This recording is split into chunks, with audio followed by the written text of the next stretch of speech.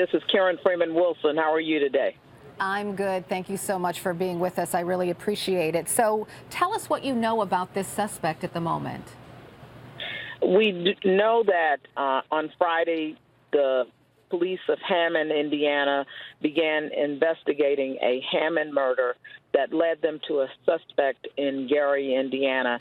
After taking that person into custody and questioning him, we learned that there were 6 bodies that he was able to lead Gary and Hammond police to the location of. They were in abandoned buildings in Gary, Indiana, actually 4 separate locations.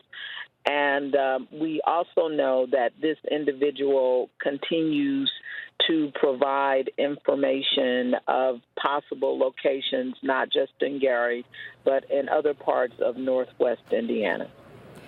Did police pressure him to spill what he knew, or did he voluntarily give this information to authorities?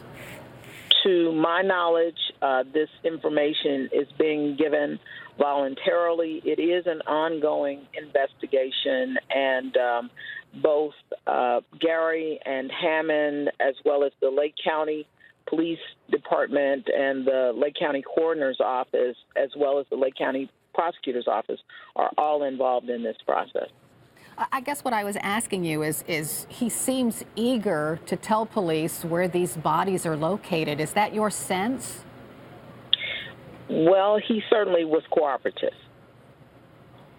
What do you mean by that? Meaning that he led them to the location of this body. Whether he was eager or not, I'm not in a position to say that.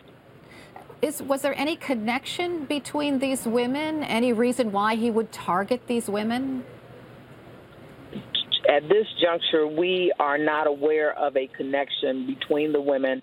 In fact, only 2 of them have been identified, Anna Jones as well as Africa Hardy, who was the victim in Hammond. The Lake County Coroner's Office is still working to identify the other individuals. Oh, so correct me if I'm wrong, but 3 bodies found in Gary. Do you fear more bodies will be found in your community? There were actually 6 bodies found in Gary. There were 3 during the course of the night early into Sunday morning, and there have been 3 more found during the course of last evening into early this morning. And all we know about this man is he's 43 years old. Was he employed by someone? Do we know any more information about this man? We don't have any information about his employment. We do know that he was a convicted sex offender out of Texas. We do know he also had at least 1 conviction, certainly not in the sex offender category, out of Lake County, Indiana, which is the county that Gary and Hammond are located in. Do we know what brought him to Indiana? We do not.